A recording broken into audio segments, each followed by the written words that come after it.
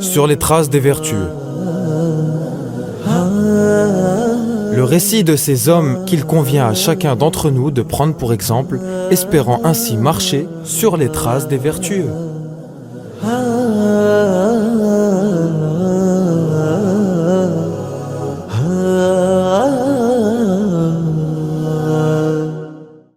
Chers auditeurs de Radio Sunnite, la voix de la PBIF, j'accueille le docteur Mamdour qui va nous parler d'un grand vertueux, l'un des fondateurs des 4 écoles de jurisprudence, l'imam Malik. Docteur Mamdour, assalamu alaikum, bienvenue sur Radio Sunnite pour la rubrique sur les traces des vertueux. Wa alaykum assalam wa rahmatullah. Encore une fois, je suis enchanté d'être parmi vous. Alors, docteur Mamdour, commençons tout de suite par aborder son ascendance, l'ascendance de l'imam Malik, si vous le voulez bien. Sachez que l'imam Malik est surnommé Abu Abdillah.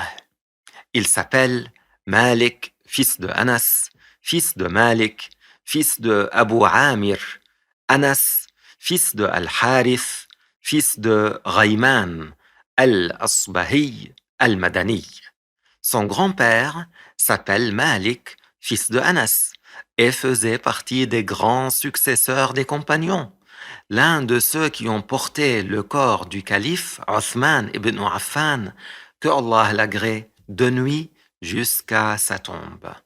L'imam Malik est le fondateur de l'une des 4 écoles de jurisprudence qui a été conservée jusqu'à nos jours et qui est réputée et diffusée dans les pays musulmans.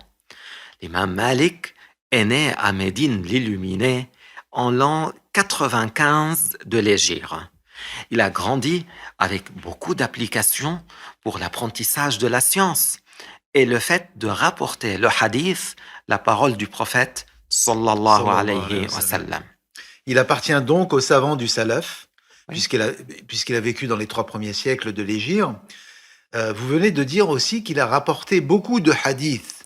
Est-ce qu'il a rapporté ces hadiths des compagnons ou de leurs successeurs? L'imam Malik a pris la science et il l'a rapporté d'un grand nombre de successeurs des compagnons et de successeurs des compagnons et qui sont comptés par des centaines. Il était, que Allah lui fasse miséricorde, l'imam de la terre de l'émigration, à savoir Médine l'Illuminée, Al-Madina, Al-Munawwara. Et sa science s'est propagée dans les différentes contrées. Il était réputé dans plusieurs pays et on effectuait des voyages pour venir à lui des différentes régions. Il enseignait déjà alors qu'il était un jeune homme de 17 ans. 17 ans, masha'Allah. Que Allah nous accorde de suivre les pas de ce vertueux dont la renommée s'est propagée jusqu'à notre époque. À présent, docteur Mamdour, pouvez-vous nous parler de son célèbre livre Al-Muwatta? Alors, le mot arabe Muwatta signifie ce qui est rendu facile. Ce livre, Al-Muwatta, de l'imam Malik, était le premier livre dans son genre, composé de hadiths et de sujets de la jurisprudence ensemble. L'imam Malik a mis 40 années pour l'écrire. Il contient beaucoup de hadiths avec des chaînes de transmission jugées par les spécialistes du hadith comme étant les plus authentiques.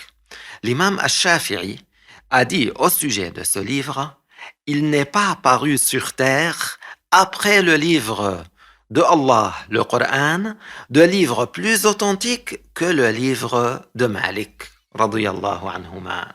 Et c'est un bel éloge de la part de l'imam Shafi'i, qui est d'ailleurs l'un des fondateurs d'une autre école de jurisprudence, et on aura l'occasion d'ailleurs de parler davantage de ce grand savant.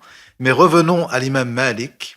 Alors, l'imam Malik, rahimahullah ta'ala, radiyallahu anhu, a été interrogé au sujet de l'apprentissage de la science de la religion. Écoutez ce qu'il a dit.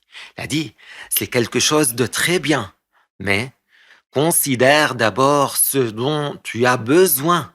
depuis que tu te lèves jusqu'à ce que tu arrives au soir. Et c'est à cela que tu as à t'attacher. C'est-à-dire qu'il conseille de chercher d'abord les sujets de base, les sujets de la science de la religion qui servent dans la vie de tous les jours. Donc, parmi toutes les sciences qui concernent la religion, l'imam Malik a incité à se concentrer en priorité sur les sujets de base. C'est d'ailleurs ce que préconisait le cheikh Abdullah al-Harari, que Allah lui fasse miséricorde. Rahimahullah ta'ala, radiyallahu anhu, tout à fait. Et c'est également ce sur quoi insiste en priorité la PBIF dans son enseignement. Un enseignement, une méthode fondée sur les enseignements et la méthode du prophète sallallahu alayhi wa sallam, sur Sallallahu les alayhi wa enseignements sallam. et la méthode des vertueux. Masha'Allah. Vous nous avez dit que l'imam al-Shafi'i a fait l'éloge de l'imam Malik et de son livre. Est-ce que d'autres savants ont fait son éloge? Oui, il a été rapporté que beaucoup de savants, des successeurs des compagnons, ont dit que l'imam Malik, que Allah l'agrée, est celui que le prophète sallallahu alayhi wa sallam a visé par son hadith, dans lequel il avait annoncé la bonne nouvelle. Il a dit يوشك أن يضرب الناس أكباد الإبل فلا يجدون أعلم من عالم المدينة. Ce qui signifie, il arrivera bientôt un temps où les gens vont effectuer des voyages et ils ne trouveront pas qui a plus de science que le savant de Médine. Et il est d'ailleurs surnommé le savant de Médine. Docteur Mamdouh, j'ai entendu parler du grand respect qu'avait l'imam Malik pour le hadith. Pouvez-vous nous en dire plus à ce sujet? Eh bien, on raconte que lorsque les gens venaient chez l'imam Malik, on leur disait, le cheikh vous demande, est-ce que vous voulez aujourd'hui apprendre le hadith ou bien les questions de jurisprudence? S'ils répondaient les questions, il sortait à eux. Mais s'il lui disait le hadith, il rentrait dans l'endroit où il faisait le wudu et se parfumait. Il mettait ensuite des habits neufs et un turban, ainsi que son écharpe verte et sa cape. On lui sortait une estrade. Il s'asseyait dessus avec la crainte de Allah et on faisait brûler du bakhour, de l'encens, du bois d'agar, en arabe al-oud, jusqu'à ce qu'il finisse de rapporter le hadith du messager de Allah sallallahu alayhi wa sallam.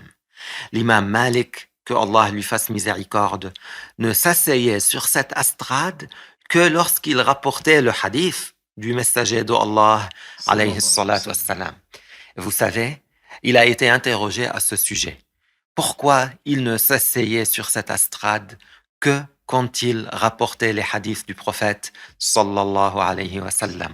Il a répondu, j'aime glorifier le hadith du messager de Allah sallallahu alayhi wa sallam et je ne cite le hadith qu'en ayant fait mon wudu et en étant bien assis. Oui, effectivement, l'imam Malik, qui est le fondateur de l'une des 4 grandes écoles de jurisprudence, était un homme rempli de science et de piété. Et d'ailleurs, qu'a-t-il dit concernant la croyance? L'imam Malik, que Allah l'agrée, était de ceux qui s'attachaient à la sunna, la voie prophétique pure, celle sur laquelle était le prophète sallallahu alayhi wa sallam. Sa croyance était celle du prophète, celle des compagnons honorables et de la famille pure du prophète. C'est lui qui a énoncé cette loi de grande valeur. On ne dit pas caïf. Comment? Au sujet du Créateur. Et caïfa, demander comment? Au sujet de Allah est exclu. Donc, Allah est exempt du comment. Ainsi, l'imam Malik croyait en l'exemption de Dieu de toute ressemblance avec ses créatures. Il croyait en l'exemption de Allah de l'endroit, de la forme, de l'image, du mouvement, du déplacement et du changement. Très bien. Ce sont des paroles très importantes dans la croyance. On entend souvent dire que l'imam Malik était ascète. C'est quelque chose qu'on entend souvent. Pouvez-vous nous expliquer ce qu'est l'ascétisme? Oui, l'imam Malik était effectivement ascète, c'est-à-dire qu'il n'était pas épris du bas monde, il n'était pas attaché au bas monde. Lorsque l'argent et les biens lui ont été amenés des différentes contrées, puisque sa science et ses élèves s'étaient propagés, il distribuait les biens qu'il recevait dans les voies de bienfaisance, dans les voies agréées par Allah Azza wa Jal. Ce qui indique aussi qu'il ne cherchait pas les biens de ce bas monde pour lui, c'est sa parole. J'étais parti voir Haroun al-Rashid, le calife abbasside, et il m'a dit, ô Aba Abdillah, le surnom de l'imam Malik. Il lui a dit, Ya Aba Abdillah, il convient que tu viennes plus souvent chez moi pour que les enfants entendent le Muwatta. Malik lui avait répondu que Allah honore l'émir des croyants, mais la science en vient à elle, elle ne vient pas chez vous. C'est alors que Haroun a dit, tu as dit vrai, allez à la mosquée pour écouter avec les gens. Ainsi, l'imam Abu Hanifa avait même décliné l'invitation du calife Haroun al-Rashid à transmettre la science chez lui pour lui rappeler le respect dû à la transmission de la connaissance. Oui, c'est intéressant de savoir que l'imam Malik vivait à l'époque de Haroun al-Rashid, l'un des plus grands califes abbassides, mais que malgré cela, malgré ce statut, l'imam Malik n'était pas impressionné pour autant. Il a dit, la science, on vient à elle, elle ne vient pas chez vous. Masha'Allah, quelle belle parole. Inch'Allah. Un dernier point à aborder, docteur Mamdouh? Oui, pour bien finir, je parlerai de son décès, radiyallahu anhu. C'est vers l'an 179 de l'Hégire que l'imam Malik est décédé à Médine l'Illuminé, après 18 nuits passées de Rabi' al-Awwal. Il a été enterré au cimetière de Al-Baqi', tout près de Ibrahim, le fils du prophète sallallahu alayhi wa sallam. Et il a eu des élèves tous véridiques, qui avaient énormément de science. S'il n'y avait eu parmi ses élèves que le fils de Idris, l'imam al-Shafi'i, à lui seul, cela aurait suffi pour l'honneur de l'imam Malik, radiyallahu anhu.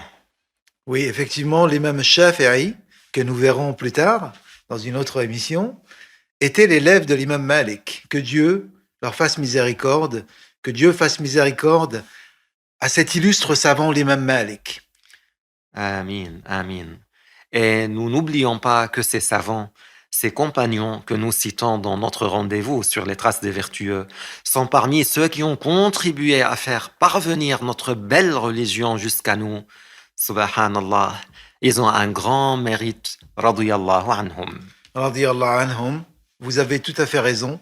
Méditons sur cela et inspirons-nous de ces vertueux pour œuvrer davantage et faire preuve de bon comportement, Inch'Allah.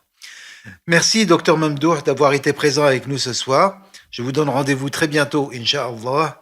Quant à vous, chers auditeurs et chères auditrices, je vous invite à vous abonner à notre chaîne APBIF-officielle afin de ne rien manquer des épisodes de notre chronique sur les traces des vertueux.